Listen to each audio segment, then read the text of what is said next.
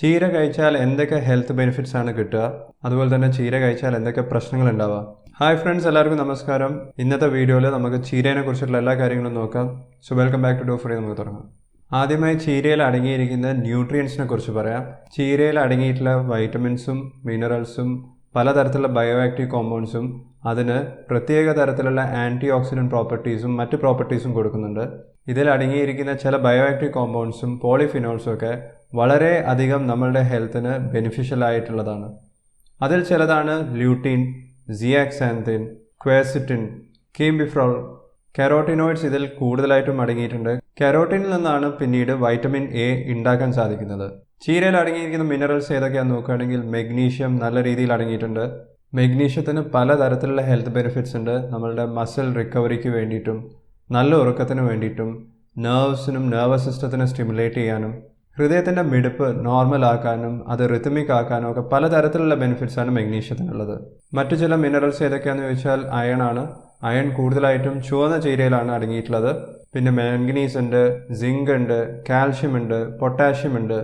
വിറ്റാമിൻസിൻ്റെ കാര്യം പറയുകയാണെന്നുണ്ടെങ്കിൽ ചെറിയ അളവിൽ വിറ്റാമിൻ ഇയും വിറ്റാമിൻ സിയും അടങ്ങിയിട്ടുണ്ട്. ഇത് രണ്ടും പവർഫുൾ ആയിട്ടുള്ള ആൻറ്റി ഓക്സിഡൻസ് ആണ്. വൈറ്റമിൻ എയും വൈറ്റമിൻ കെയും ചീരയിൽ അടങ്ങിയിട്ടുണ്ട്. ബി കോംപ്ലക്സ് വൈറ്റമിൻസിൻ്റെ കാര്യം പറയുകയാണെന്നുണ്ടെങ്കിൽ B1 അതായത് തൈമിൻ ഉണ്ട്, B2 അല്ലെങ്കിൽ റൈബോഫ്ലാവിൻ, B6 അല്ലെങ്കിൽ പിരിഡോക്സിൻ, വൈറ്റമിൻ B9 അല്ലെങ്കിൽ ഫോളിക് ആസിഡ് ഇതും ചീരയിൽ അടങ്ങിയിട്ടുണ്ട്. നമ്മളുടെ ശരീരത്തിൽ രക്തം കട്ട പിടിക്കാൻ ബ്ലഡ് ക്ലോട്ടിങ്ങിന് അത്യാവശ്യം വേണ്ട ഒരു വൈറ്റമിനാണ് വൈറ്റമിൻ കെ എന്ന് പറയുന്നത്. വെറും ഒരു ചീരേൻ്റെ ഇലയിൽ നമുക്കൊരു ദിവസം കിട്ടേണ്ട വൈറ്റമിൻ കെൻ്റെ അളവിൻ്റെ പകുതി അടങ്ങിയിട്ടുണ്ടെന്നാണ് പറയുന്നത്. ഇനി കാലറീസിൻ്റെ കാര്യം പറയുകയാണെന്നുണ്ടെങ്കിൽ 100 ഗ്രാം ചീര റോ ആയിട്ട് കഴിക്കുകയാണെന്നുണ്ടെങ്കിൽ അതിൽ നിന്നും വെറും 23 കാലറീസേ കിട്ടുന്നുള്ളൂ. നേരെ മറിച്ച് നമ്മൾ 100 ഗ്രാം അരിയുടെ കാര്യം നോക്കുകയാണെങ്കിൽ അതിൽ നിന്നും 130 കാലറീസ് കിട്ടും. 100 ഗ്രാം ചീരയിൽ അടങ്ങിയിരിക്കുന്നത് വെറും 3.4 ഗ്രാം കാർബോഹൈഡ്രേറ്റ്സ് ആണ്. ആ കാർബോഹൈഡ്രേറ്റ്സിലും കൂടുതലായിട്ടും ഉള്ളത് ഫൈബറാണ്. 2.2 ഗ്രാമും ഫൈബറാണ് അടങ്ങിയിട്ടുള്ളത്. ഫൈബറിൻ്റെ കാര്യം പറയുകയാണെന്നുണ്ടെങ്കിൽ മെയിൻലി ഇൻസോളിബിൾ ടൈപ്പ് ഫൈബറാണ് ചീരയിൽ കൂടുതലായിട്ടും അടങ്ങിയിട്ടുള്ളത്. ഇനി പ്രോട്ടീൻ്റെ കാര്യം പറയുകയാണെന്നുണ്ടെങ്കിൽ 100 ഗ്രാം ചീര നോക്കുകയാണെങ്കിൽ അതിൽ 3 ഗ്രാമിൻ്റെ അടുത്ത് പ്രോട്ടീൻ ഉണ്ടാവും. നേരെ മറിച്ച് നിങ്ങൾ 100 ഗ്രാം അരി നോക്കുകയാണെന്നുണ്ടെങ്കിലും അതിലും ഏകദേശം 2.7 ഗ്രാം മാത്രമേ ഉണ്ടാവുള്ളൂ. ചീരയിൽ 91% വെള്ളമാണ്.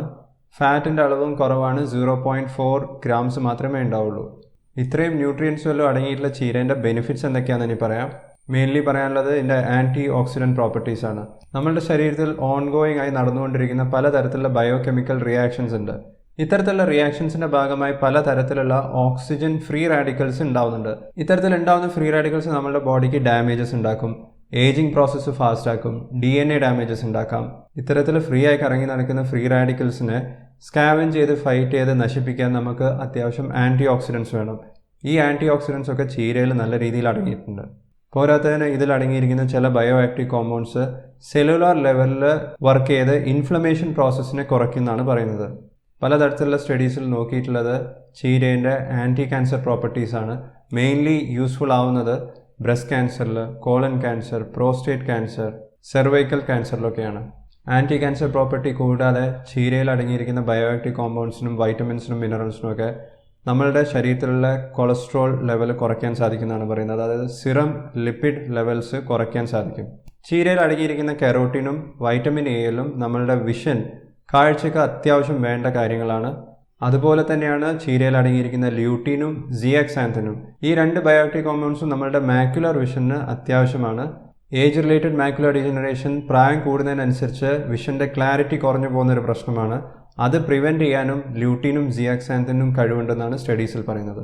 നമുക്ക് ഭക്ഷണത്തിലൂടെ കിട്ടുന്ന നൈട്രേറ്റ്സിൻ്റെ മെയിൻ ഒരു സോഴ്സും കൂടിയാണ് ചീര എന്ന് പറയുന്നത്. ഇത്തരത്തിലുള്ള നൈട്രേറ്റ്സ് നമ്മളുടെ ബോഡിയിൽ എത്തിക്കഴിഞ്ഞാൽ പലതരത്തിലുള്ള ചേഞ്ചസ് നടക്കും. ഈ ചേഞ്ചസിനെ മെറ്റബോളിസം എന്നാണ് പറയാറ്. ഇങ്ങനെ ചേഞ്ചസ് നടത്തിയിട്ട് നൈട്രേറ്റ്സ് മാറുന്നത് നൈട്രിക് ഓക്സൈഡ് ആയിട്ടാണ്. അതായത് അതിൻ്റെ ഫോർമുല NO ആണ്. നൈട്രിക് ഓക്സൈഡ് ആവട്ടെ നമ്മളുടെ ശരീരത്തിൽ എത്തിക്കഴിഞ്ഞാൽ രക്തക്കുഴലിനെ ഡൈലേറ്റ് ചെയ്യാൻ കഴിവുള്ള ഒരു കെമിക്കലാണ്. നമ്മുടെ ശരീരത്തിൽ പല ഭാഗത്തേക്കും ബ്ലഡ് കൊണ്ടുപോകുന്നത് രക്തക്കുഴലിൻ്റെ ഉള്ളിൽ കൂടെയാണ്. ഡൈലേറ്റ് ചെയ്തിരിക്കുന്ന രക്തക്കുഴലിൻ്റെ ഉള്ളിൽ കൂടെ നല്ല രീതിയിൽ ബ്ലഡ് ഫ്ലോ ഉണ്ടാവും. അതുകൊണ്ട് തന്നെ ബ്ലഡ് പ്രഷർ കുറയും. നമുക്കറിയാം ബ്ലഡ് പ്രഷർ കൂടുന്ന സമയത്ത് ബ്ലഡ് വെസൽസ് കൺസ്ട്രിക്റ്റഡ് ആയിരിക്കും. ബ്ലഡ് വെസൽസിൻ്റെ ആർട്ടീരിയൽ വാള് അതിൻ്റെ സ്റ്റിഫ്നെസ് കൂടുതലായിരിക്കും. പലതരത്തിലുള്ള ഹൃദയ സംബന്ധമായിട്ടുള്ള രോഗങ്ങളും കൊറോണറി ആർട്ടറി ഡിസീസും ഒക്കെ വാസോ കൺസ്ട്രിക്ഷൻ കാരണമാണ് ഉണ്ടാകുന്നത്. അതിൻ്റെ നേരെ ഓപ്പോസിറ്റ് ആക്ഷനാണ് നൈട്രിക് ഓക്സൈഡ് ചെയ്യുന്നത്. ഇത്തരത്തിലുള്ള നൈട്രേറ്റ്സ് നമുക്ക് ഭക്ഷണത്തിലൂടെ കിട്ടണമെങ്കിൽ ചീര പോലത്തെ വെജിറ്റബിൾസ് പ്രത്യേകം കഴിക്കുന്ന കാര്യം ശ്രദ്ധിക്കണം. 27 പേര് പാർട്ടിസിപ്പേറ്റ് ചെയ്തൊരു സ്റ്റഡിയിൽ ഒരു ഗ്രൂപ്പിന് 845 മില്ലിഗ്രാം നൈട്രേറ്റ്സ് അടങ്ങിയിട്ടുള്ള സ്പിനാച്ച് ആണ് കൊടുത്തിട്ടുള്ളത്. മറ്റേ ഗ്രൂപ്പിലുള്ള പാർട്ടിസിപ്പൻസിന് വെറും 0.6 മില്ലിഗ്രാം ഒരു ദിവസം അടങ്ങിയിരിക്കുന്ന തരത്തിലുള്ള ഭക്ഷണമായിരുന്നു കൊടുത്തത്. ഒരാഴ്ച കഴിഞ്ഞിട്ട് അവരുടെ ബ്ലഡ് പ്രഷർ നോക്കുന്ന സമയത്ത് ചീര കഴിച്ചിട്ടുള്ളവർ, അതായത് കൂടുതൽ നൈട്രേറ്റ്സ് അടങ്ങിയിട്ടുള്ള ഭക്ഷണം കിട്ടിയിട്ടുള്ളവർക്ക് അവരുടെ BP ബ്ലഡ് പ്രഷർ നല്ല രീതിയിൽ കുറയുന്നതായിട്ടാണ് കണ്ടിട്ടുള്ളത്. ചീരേൻ്റെ മറ്റൊരു റോൾ എന്താണെന്ന് ചോദിച്ചു കഴിഞ്ഞാൽ നമുക്ക് പെട്ടെന്ന് വിശപ്പ് മാറുന്നത് പോലത്തെ ഒരു ഫീലിംഗ് ഉണ്ടാവും. കാരണം സെറ്റൈറ്റി ഹോർമോൺസ് പെട്ടെന്ന് റിലീസ് ചെയ്യാനുള്ള കഴിവ് ചീരയിൽ അടങ്ങിയിരിക്കുന്ന ബയോ ആക്റ്റീവ് കോമ്പൗണ്ട്സിനുണ്ട്. അതുകൊണ്ട് തന്നെ കുറച്ച് ഭക്ഷണം കഴിച്ചാൽ തന്നെ നമുക്ക് വിശപ്പ് മാറി എന്നുള്ളൊരു തോന്നലുണ്ടാകും. കൂടുതൽ ഭക്ഷണം കഴിക്കാത്തൊരവസ്ഥ ഉണ്ടാവും. ഇപ്രകാരം വെയിറ്റ് ലോസിലും ചീര ഹെൽപ്പ് ചെയ്യുന്നുണ്ടെന്ന് വേണമെങ്കിൽ പറയാം. ചീരയിൽ അടങ്ങിയിരിക്കുന്ന കാലറീസ് വളരെ കുറവായതുകൊണ്ട് തന്നെ ഇതിനൊരു ആൻറ്റി-ഒബീസിറ്റി, പൊണ്ണത്തടി വരാതിരിക്കാനുള്ള ഒരു റോളും കൂടി ഉണ്ടെന്നാണ് പറയുന്നത്. അപ്പോൾ നിങ്ങൾ വെയിറ്റ് ലോസിന് വേണ്ടിയിട്ടുള്ള പച്ചക്കറികളൊക്കെ തേടി നടക്കുകയാണെന്നുണ്ടെങ്കിൽ നിങ്ങളുടെ ഡയറ്റ് പ്ലാനിൽ തീർച്ചയായിട്ടും ചീര ഉൾപ്പെടുത്തുന്ന കാര്യം മറക്കരുത്. മറ്റു ചില സ്റ്റഡീസിൽ പറയുന്നത് ചീരയിൽ അടങ്ങിയിരിക്കുന്ന ബയോ ആക്റ്റീവ് കോമ്പൗണ്ട്സിന് ബ്ലഡ് ഷുഗർ ലെവൽ കുറച്ച് നിർത്താൻ സാധിക്കുന്നതാണ്. അതായത് ടൈപ്പ് 2 ഡയബറ്റിസ് ഉള്ളവർക്കും ഇത് ബെനിഫിഷ്യൽ ആണ്. ചീരയിൽ അടങ്ങിയിരിക്കുന്ന വൈറ്റമിൻ ഇയും വൈറ്റമിൻ സിയും മറ്റ് പലതരത്തിലുള്ള ബയോ ആക്റ്റീവ് കോമ്പൗണ്ട്സ് എല്ലാം നമ്മളുടെ സ്കിന്നിന് നല്ലതാണ്. സ്കിന്ന് ഫ്രഷ് ആയിട്ടും ഗ്ലോയിങ് ആയിട്ടും എല്ലാ സമയവും ഉണ്ടാവും. അതുപോലെ തന്നെ ചീര കഴിക്കുന്നതും ഫാറ്റി ലിവർ ഡിസീസസും തമ്മിൽ അസോസിയേഷൻ ഉണ്ടെന്ന് പുതിയ സ്റ്റഡീസിൽ പറയുന്നുണ്ട്. അതായത് ചീരേൻ്റെ അളവ് നിങ്ങൾ കഴിക്കുന്നത് കുറവാണെന്നുണ്ടെങ്കിൽ ഫാറ്റി ലിവർ ഡിസീസസ് വരാനുള്ള ചാൻസസ് കൂടുതലാണ്. നേരെ മറിച്ച് ചീര നിങ്ങൾ അത്യാവശ്യം നിങ്ങളുടെ ഡയറ്റിൽ ഇൻക്ലൂഡ് ചെയ്യുന്നുണ്ടെങ്കിൽ നിങ്ങൾക്ക് non alcoholic fatty liver disease വരുന്നത് പ്രിവെൻറ്റ് ചെയ്യാം. ഇനി ചീര കഴിക്കുന്നതിൻ്റെ പ്രശ്നങ്ങൾ എന്തൊക്കെയാണെന്ന് പറയാം. ആദ്യം പറയാനുള്ളത് കിഡ്നി സ്റ്റോൺ ഫോർമേഷനാണ്. കിഡ്നി സ്റ്റോൺ ഫോർമേഷൻ കാൽഷ്യം കൂടുതൽ കഴിക്കുന്നതുകൊണ്ടല്ല. കാൽഷ്യം യൂറിൻ വഴി പുറത്തേക്ക് പോകുന്ന സമയത്ത് ഓക്സലേറ്റിൻ്റെ അംശം കൂടുതലായിട്ടുണ്ടെങ്കിലാണ് കാൽഷ്യമും ഓക്സലേറ്റും കൂടി ബൈൻഡ് ചെയ്തിട്ട് കാൽഷ്യം ഓക്സലേറ്റ് സ്റ്റോൺ ഉണ്ടാകുന്നത്. കാൽഷ്യം ഓക്സലേറ്റ് ഒരു തരത്തിലുള്ള കിഡ്നി സ്റ്റോൺ മാത്രമാണ്, പക്ഷേ ഏറ്റവും കോമണസ്റ്റ് ടൈപ്പും കാൽഷ്യം ഓക്സലേറ്റ് സ്റ്റോൺസ് ആണ്. അപ്പോൾ നിങ്ങൾക്ക് ഓൾറെഡി കിഡ്നി സ്റ്റോണിൻ്റെ അസുഖം ഉണ്ടെങ്കിൽ നിങ്ങൾക്ക് ഭക്ഷണത്തിലൂടെ കഴിക്കുന്ന ഓക്സലേറ്റിൻ്റെ അളവ് കുറയ്ക്കാൻ ചീര കുറയ്ക്കുന്നത് നല്ലതാണ്. പച്ച നിറത്തിലുള്ള ചീരയിലാണ് ഓക്സലേറ്റിൻ്റെ അളവ് കൂടുതലായിട്ടും കണ്ടുവരുന്നത് ചുവന്ന ചീരയായിട്ട് കമ്പയർ ചെയ്യുന്ന സമയത്ത്. നമ്മളുടെ ശരീരത്തിൽ ആവശ്യമുള്ള ഓക്സലേറ്റ്സ് പകുതി നമ്മളുടെ ബോഡിയിൽ തന്നെ ഉണ്ടാവും. ബാക്കി പകുതി മാത്രമേ നമുക്ക് ഫുഡിലൂടെ കിട്ടുകയുള്ളൂ. ഒരു ദിവസം യൂറിനിലൂടെ പുറത്തേക്ക് പോകുന്ന ഓക്സലേറ്റിൻ്റെ അളവ് 25 മില്ലിഗ്രാം പെർ ഡേയിലും കൂടുതൽ ഉള്ള ആൾക്കാർക്ക് ഡയറ്ററി ഓക്സലേറ്റ് ഇൻടേക്ക് കുറയ്ക്കുന്നത് ചീര പോലത്തെ ഫുഡ് കുറച്ചാൽ സാധിക്കുന്നതാണ് പറയുന്നത്. മറ്റൊരു പ്രശ്നം എന്ന് പറഞ്ഞു കഴിഞ്ഞാൽ ചീരയിൽ അടങ്ങിയിരിക്കുന്ന വൈറ്റമിൻ കെ ആണ്. വൈറ്റമിൻ കെ ഞാൻ നേരത്തെ പറഞ്ഞ പോലെ ബ്ലഡ് ക്ലോട്ടിങ്ങിന് അത്യാവശ്യം വേണ്ട ഒരു വൈറ്റമിനാണ്. ബ്ലഡ് ക്ലോട്ടിംഗ് എന്ന് പറഞ്ഞാൽ രക്തം കട്ട പിടിക്കാൻ.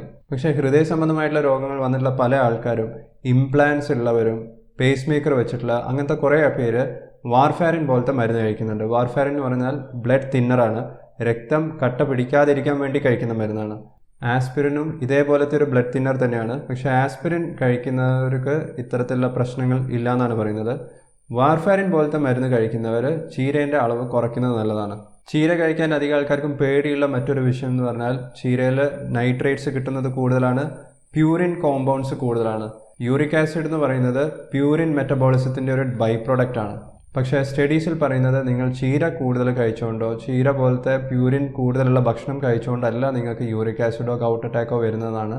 അതുകൊണ്ട് യൂറിക് ആസിഡ് ഉള്ള ആൾക്കാർ, ഗൗട്ട് അറ്റാക്ക് വന്നിട്ടുള്ളവരൊന്നും ചീരനെ പേടിക്കേണ്ട ആവശ്യമില്ല. നിങ്ങൾക്ക് ധൈര്യമായിട്ട് കഴിക്കാം. ഇനി ഏത് തരത്തിലുള്ള ചീര കഴിക്കണമെന്ന് ചോദിച്ചു കഴിഞ്ഞാലും നിങ്ങൾക്ക് ചുവന്നതാണ് കിട്ടുന്നതെങ്കിൽ അത്, ഇല്ല പച്ച ചീരയാണ് കിട്ടുന്നതെങ്കിൽ അത് കഴിച്ചാൽ മതി. പക്ഷേ ചീര വാങ്ങുന്ന സമയത്ത് നിങ്ങൾക്ക് വിശ്വസിക്കാൻ പറ്റുന്ന ഒരു സോഴ്സിൽ നിന്ന് തന്നെ വാങ്ങിക്കുക. വീട്ടിലുണ്ടാക്കുന്ന ചീരയാണെങ്കിൽ കുറച്ചും കൂടി നല്ലതായിരിക്കും. മാർക്കറ്റിൽ നിന്ന് പെസ്റ്റിസൈഡ്സും കീടനാശിനിയൊക്കെ അടിച്ചിട്ടുള്ള ചീരയാണെന്നുണ്ടെങ്കിൽ അതിൽ കൂടുതൽ പെസ്റ്റിസൈഡ്സിൻ്റെ കണ്ടൻറ്റ് ഉണ്ടാവുമെന്നാണ് പറയുന്നത്. പ്രത്യേകിച്ച് ലീഫി വെജിറ്റബിൾസിൽ ഏറ്റവും കൂടുതലായിട്ട് പെസ്റ്റിസൈഡ്സ് വരുന്നത് ഇത്തരത്തിലുള്ള ഇലക്കറികളിലൊക്കെയാണെന്നാണ് പറയുന്നത്. അതുകൊണ്ട് തന്നെ നിങ്ങൾ മാർക്കറ്റിൽ നിന്നൊക്കെയാണ് ചീര വാങ്ങിക്കുന്നതെങ്കിൽ വാഷ് ചെയ്യുന്ന കാര്യം പ്രത്യേകം ശ്രദ്ധിക്കുക. അടുത്തായി ചീര എങ്ങനെയാണ് കുക്ക് ചെയ്യേണ്ടതെന്ന് പറയാം. നമുക്കെല്ലാവർക്കും അറിയുന്ന ഒരു കാര്യം, ചീര കഴിച്ചു കഴിഞ്ഞാൽ ബ്ലഡ് പ്രഷർ കുറയ്ക്കാൻ പറ്റുമെന്നറിയാം. പക്ഷേ കേരളത്തിലെ ചീരേൻ്റെ ഏറ്റവും പോപ്പുലർ ആയിട്ടുള്ള ഒരു റെസിപ്പി ചീര തോരനാണ്, അല്ലെങ്കിൽ ഉപ്പേരി ഉണ്ടാക്കുന്നത്. അത് ടേസ്റ്റി ആക്കാൻ വേണ്ടി നമ്മൾ ആവശ്യത്തിന് കൂടുതൽ ഉപ്പ് ആഡ് ചെയ്യും. സോൾട്ട് കൂടുന്നതിനനുസരിച്ച് തന്നെ ബ്ലഡ് പ്രഷർ കൂടുകയുള്ളൂ. അതുകൊണ്ട് തന്നെ നിങ്ങൾ ചീര തോരൻ ഉണ്ടാക്കുകയാണെന്നുണ്ടെങ്കിൽ ഉപ്പിൻ്റെ അംശം നല്ല രീതിയിൽ കുറയ്ക്കാൻ ശ്രമിക്കുക. അതിൽ ഉപയോഗിക്കുന്ന ഓയിലും കുറയ്ക്കാൻ ശ്രമിക്കുക. ഉപ്പ് അധികം ആൾക്കാരും എത്രയാണ് അവർ കഴിക്കുന്നതെന്നുള്ളതിനെ കുറിച്ചിട്ട് ഒരു ഐഡിയ ഉണ്ടാവാറില്ല. എത്ര ഉപ്പാണ് അവർ പാചകം ചെയ്യാൻ എടുക്കുന്നതെന്നുള്ളത് അധികം ആൾക്കാർക്കും അറിയില്ല. അതുകൊണ്ടാണ് ഉപ്പ് കുറയ്ക്കുന്നത് നല്ലതാണെന്ന് പറയുന്നത്. കാരണം ഉപ്പ് കുറച്ചിട്ടില്ല എന്നുണ്ടെങ്കിൽ, നമ്മൾ കഴിക്കുന്ന ഭക്ഷണത്തിലുള്ള ഉപ്പ് കൂടുതലാണെങ്കിൽ അതിനെക്കൊണ്ട് മാത്രം ബ്ലഡ് പ്രഷർ കൂടാൻ സാധ്യതയുണ്ട്. ഇനി ചീര കഴിക്കുന്ന സമയത്ത് നിങ്ങളത് എല്ലാ സമയം കുക്ക് ചെയ്യണമെന്നില്ല. നിങ്ങൾക്കത് സാലഡ്സ് ആക്കി കഴിക്കാം. മറ്റു തരത്തിലുള്ള പച്ചക്കറീൻ്റെ കൂടെ, ക്യാരറ്റിൻ്റെ കൂടെ, കക്കിരി, ക്യാബേജ് ഇതിൻ്റെയൊക്കെ കൂടെ സാലഡ് രൂപത്തിൽ കഴിക്കാവുന്നതാണ്. നിങ്ങൾ ചീര കഴിക്കുന്നത് അതിലുള്ള ഫൈബർ കണ്ടൻറ്റിന് വേണ്ടിയിട്ടാണെന്നുണ്ടെങ്കിൽ നിങ്ങൾ കൂടുതലും പച്ച ചീര കഴിക്കുന്നതാണ് നല്ലത്. അതും കുക്ക് ചെയ്യാതെ. ഇൻസോലബിൾ ടൈപ്പ് ഫൈബർ നമ്മളുടെ ഗട്ടിൽ എത്തിക്കഴിഞ്ഞാൽ വെള്ളത്തിനെ വലിച്ചെടുത്ത് മോഷൻ കുറച്ചും കൂടി സ്മൂത്താക്കും. മലബന്ധം, കോൺസ്റ്റിപ്പേഷൻ പോലത്തെ പ്രശ്നങ്ങൾ ഇല്ലാതെ നോക്കാനും ഇത് ഹെൽപ്പ് ചെയ്യും. പോരാത്തതിന് ഫൈബർ അടങ്ങിയിട്ടുള്ള എല്ലാ ഭക്ഷണവും ഗട്ട് മൈക്രോബിയത്തിന് പ്രിയങ്കരമായിട്ടുള്ള ഭക്ഷണമാണ്. ചീര കൂടുതൽ സമയം കുക്ക് ചെയ്യാത്തതാണ് നല്ലത്. കാരണം നമ്മൾ കൂടുതൽ സമയം ഹീറ്റിംഗ് അല്ലെങ്കിൽ സ്റ്റീമിംഗ് അല്ലെങ്കിൽ ബോയിലിംഗ് കൂടുതൽ ചൂടാക്കുന്നതിനനുസരിച്ച് അതിലുള്ള ബയോ ആക്റ്റീവ് കോമ്പൗണ്ട്സ് ഒക്കെ കുറഞ്ഞു വരും. പക്ഷേ ഒരു സ്റ്റഡിയിൽ പറയുന്നത് കുക്ക് ചെയ്യുന്നതിനനുസരിച്ച് ചീരയിൽ നിന്നും അവൈലബിളായി അബ്സോർബ് ചെയ്യാൻ പറ്റുന്ന കെറോട്ടിൻ്റെ അളവ് കൂടുന്നതാണ്. ല്യൂട്ടിനും സിയാക്സാന്തിൻ പോലത്തെ ബയോ ആക്റ്റീവ് കോമ്പൗണ്ട്സ് കിട്ടാൻ വേണ്ടിയിട്ടാണ് നിങ്ങൾ ചീര കഴിക്കുന്നതെങ്കിൽ അതും റോ ആയിട്ട് കഴിക്കുന്നത് തന്നെയാണ് നല്ലത്. ചീര വേണമെങ്കിൽ ജ്യൂസ് അടിച്ചിട്ട്, പഞ്ചസാരയൊന്നും ആഡ് ചെയ്യാതെ ജ്യൂസ് അടിച്ച് കഴിക്കാം. സ്മൂത്തീസിൻ്റെ കൂടെ ആഡ് ചെയ്യാം. ഫ്രൂട്ട്സിൻ്റെ കൂടെ മിക്സ് ചെയ്തിട്ട് നിങ്ങൾക്ക് ജ്യൂസസ് ആക്കാം. അതിൽ ഹണിയോ അല്ലെങ്കിൽ ആർട്ടിഫിഷ്യൽ സ്വീറ്റ്നസ്സോ ആഡ് ചെയ്യാം, പഞ്ചസാര ആഡ് ചെയ്യാതെ. സ്വീഡനിൽ നടത്തിയിട്ടുള്ളൊരു സ്റ്റഡിയിൽ പറയുന്നത് ഇത്തരത്തിലുള്ള ബയോ ആക്റ്റീവ് കോമ്പൗണ്ട്സിൻ്റെ അബ്സോർപ്ഷൻ കൂട്ടാൻ ഏറ്റവും നല്ലത് ഇങ്ങനെ റോ ഫോമിൽ കഴിക്കുന്നതാണെന്നാണ്.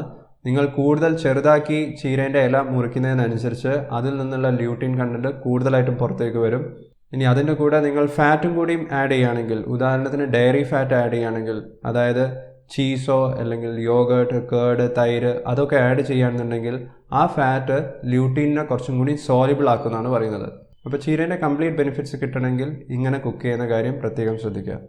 ഇനി എനിക്കറിയേണ്ടത് നിങ്ങൾ ഒരാഴ്ചയിൽ എത്ര പ്രാവശ്യം ചീര കഴിക്കാറുണ്ട്, നിങ്ങൾ വീട്ടിൽ ചീര കൃഷി ചെയ്യുന്നുണ്ടോ ഇല്ലേ എന്നുള്ള കാര്യം കൂടി കമൻറ്റ് ബോക്സിൽ ഒന്ന് രേഖപ്പെടുത്തുക. നിങ്ങൾക്ക് ഹെൽത്തി വെജിറ്റബിൾസിനെ കുറിച്ച് അറിയാൻ താല്പര്യമുണ്ടെങ്കിൽ ഈ വീഡിയോ കാണുക.